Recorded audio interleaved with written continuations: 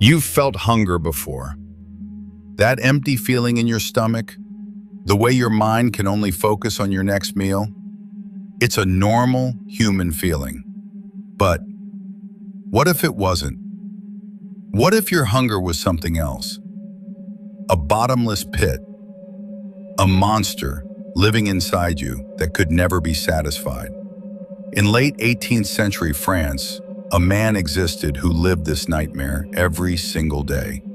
His name was Tarrare. From a young age, Tarrare was different. He didn't just eat more than other children, he devoured everything in sight. By the time he was a teenager, he could eat his own body weight in beef in a single day. His parents, poor farmers, struggled to keep up. At first they thought he was cursed. Then they simply gave up. They had no choice but to send him away, unable to feed the ever-starving boy. So, Tarrare wandered the countryside, surviving however he could.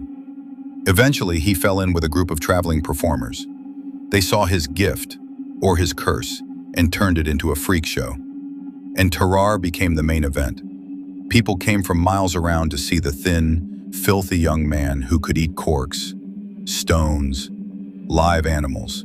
He would swallow entire baskets of apples without chewing. Sometimes he would eat them whole, stem, seeds and all.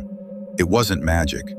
It was horrifying. They said he once ate a live eel without blinking, just bit the head, then slurped it down like a piece of wet rope.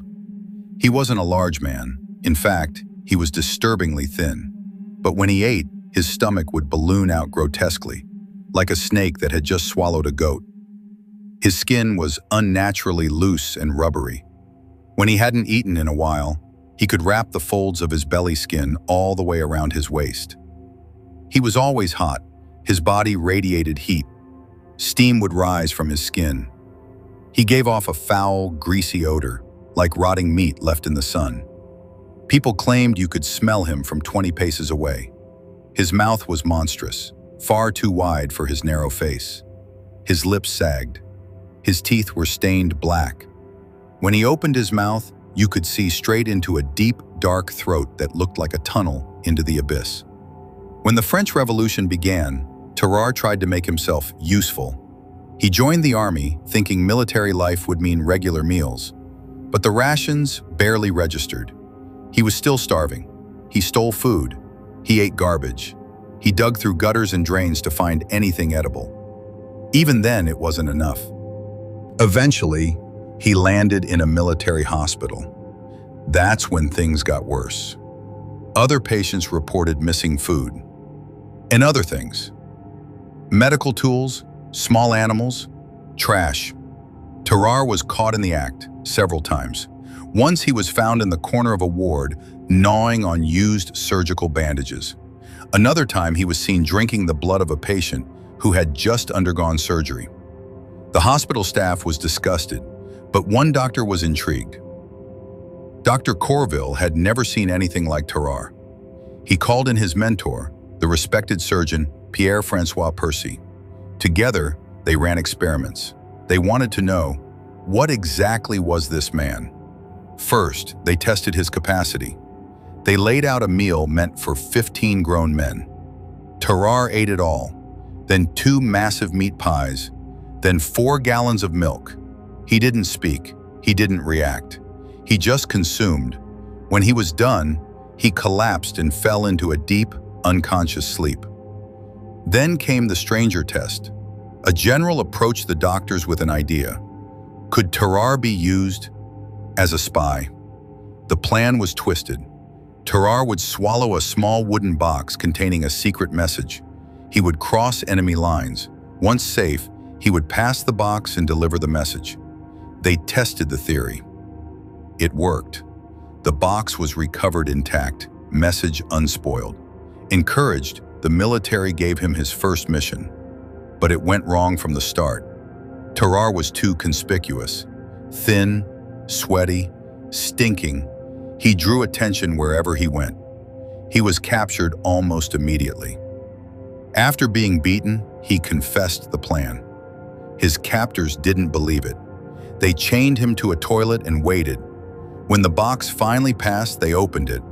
The note inside? It was a test message. It said, "Let me know if this worked." Infuriated, they beat him again and threw him back toward French lines. He returned to the military hospital, broken in body and spirit. He begged the doctors to cure him. He said his hunger had become unbearable. He couldn't sleep. He couldn't think. He dreamed of meat, of blood, of bones cracking between his teeth. The doctors tried everything: laudanum, tobacco pills, vinegar and wine, even heavy doses of opium. Nothing worked. And Tarrare's hunger began to evolve into something darker. He was caught multiple times sneaking into the morgue. Once, he was discovered attempting to eat a corpse. Another time, he was found crouched in the shadows near the bed of a comatose patient, drooling. The staff began to fear him. Patients requested to be moved away from his room. Rumors spread. Then, something happened. Something they never talked about directly. One night, a child, the son of a hospital nurse, disappeared without a trace. There was no sound, no struggle, just gone. There was no evidence, no accusations, just fear and silence. But in the halls of that hospital, everyone knew. The hospital expelled him immediately. He was chased from the grounds and disappeared into the streets of Paris. 4 years passed. His name became legend, a whispered horror story told in taverns and alleyways. Then one day, a doctor in Versailles received a message. A man was dying. He claimed to be Tarrare. Dr. Percy rushed to the scene. What he found horrified him. Tarrare lay in a filthy cot, reeking of death. He was skeletal, his skin gray and sagging.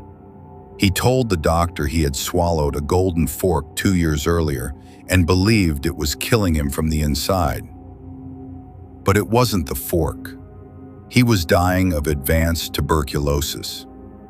He passed shortly after.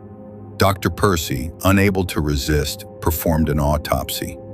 Tarrare's body was wrong. His throat was so large, Percy wrote that one could see straight from his mouth into his stomach. That stomach took up most of his chest cavity. It was ulcerated, bleeding, and grotesquely enlarged. His liver was 3 times its normal size. His gallbladder bulged like a balloon. His intestines were black with rot. His body was filled with pus. The stench was overwhelming. These were surgeons used to war wounds and plague corpses, but even they couldn't handle it. The autopsy was abandoned midway. The room was sealed.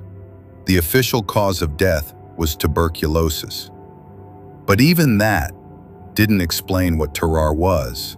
Some believe he suffered from extreme polyphagia, an insatiable hunger linked to neurological damage.